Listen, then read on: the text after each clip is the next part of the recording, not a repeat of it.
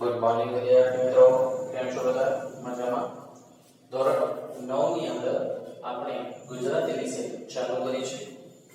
તો ગુજરાતીની અંદર મિત્રો આપણે સૌપ્રથમ કાવ્ય છે પહેલું છે. શરૂઆતની અંદર જ કાવ્ય છે, એ કાવ્ય આપણે કરીશું, બરાબર? તો આ કાવ્ય છે એનું શીર્ષક છે સાંજ સમે સાંભળ્યો. સાંજ સમે સાંભળ્યો આ કાવ્યનું શીર્ષક છે. નરસિંહ મહેતા રચિત છે. નરસિંહ મહેતાએ આશરે 15મા શતકમાં રચેલી છે. ફિક્સ ટાઈમ ખ્યાલ નથી. ચાલો તો સૌથી પહેલા એનો પરિચય મેળવી લઈએ. ભાવનગર પાસેના તળાજામાં નરસિંહ મહેતાનો જન્મ થયો હતો. તેમનું બાળપણ જૂનાગઢમાં વીત્યું.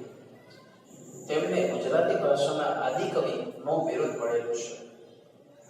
હિંડોળાના પદ, વસંતના પદ, કૃષ્ણ લીલા, ભક્તિ, બોધ વગેરેના પદોમાં તેમની કવિતા મળે છે.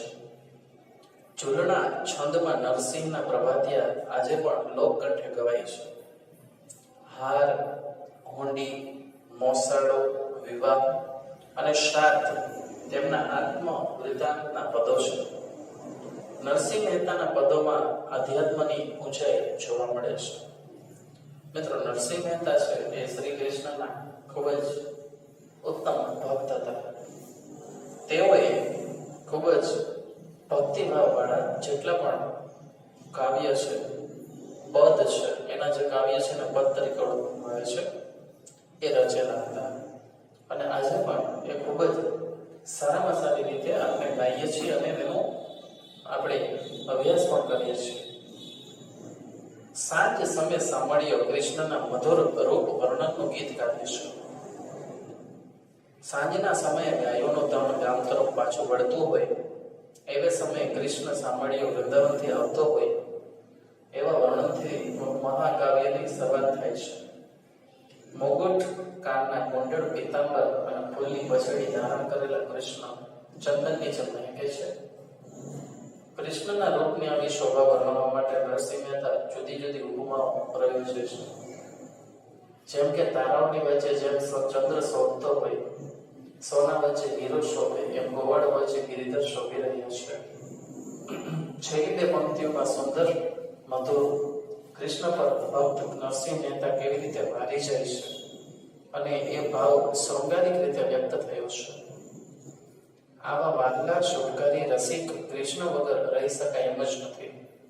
એને વારંવાર નિખરતા રહેવાના ભાવ સાથે આ કાવ્ય પૂરો થાય છે.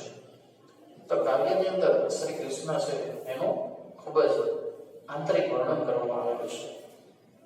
કેવા દેખાય છે, એમનો સ્વભાવ કેવો છે, આ બધી બાબતોનું ત્યાં વર્ણન કરવામાં આવેલું છે. ચાલો તો હવે અહીંયા વાક્ય આપણે કાવ્યની શરૂઆત કરીએ છીએ. સાંજ સમે સાંભળ્યો વાહલો વૃંદાવનથી આવે, આગળ ગોધન પાછળ સાજન, મનમાં મોહ ઉપજાવે.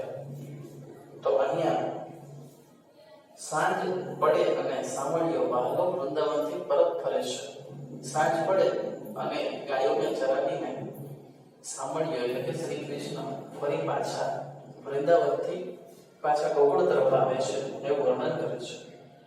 આગળ ગોધન, ગોધન એટલે ગાયોનું ધણ, પાછળ સાજન, સાજન એટલે કે પોતાના સ્નેહીઓ, મિત્રો. મનમાં મોહ ઉપજાવે, મનમાં મોહ ઉપજાવી દેવા છે. સાંજ સમય સાંભળ્યો વાલો વૃંદાવનથી આવે. મોર મુગુટ શિર સુંદર ધર્યો, મોર મુગુટ શિર સુંદર ધર્યો એટલે કે મોરનું પીછું છે એ શિર એટલે સર, માથા ઉપર સુંદર રીતે ધરેલું છે. કાને કુંડળ દે, કાનમાં કુંડળ પહેરેલા છે.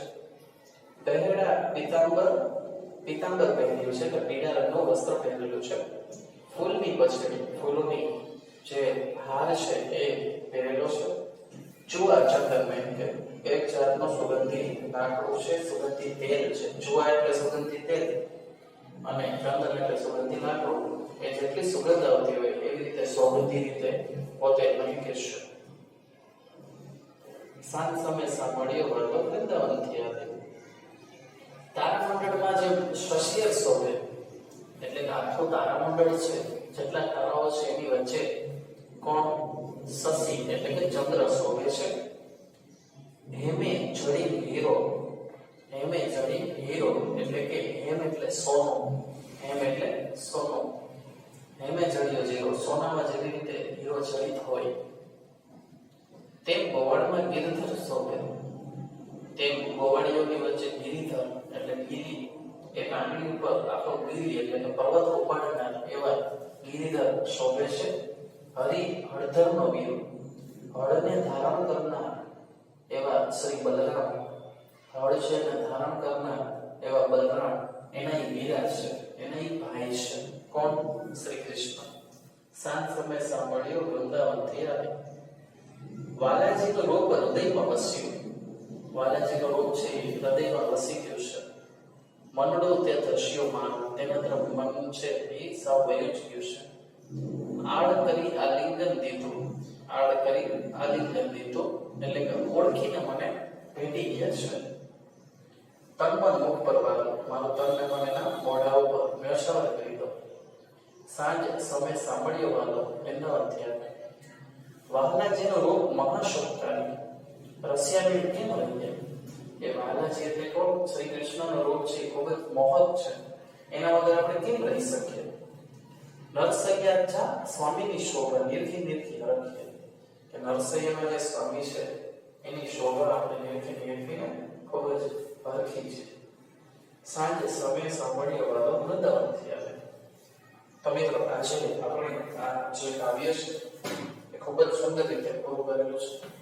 તો અહીંયા કાવ્યનું ઇન્ટ્રોડક્શન એટલે કે પ્રસ્તાવના જે તમને ઉપર આપેલી છે કાવ્ય પહેલા અને કાવ્ય આ બંને તમારે રફબુકની અંદર એકવાર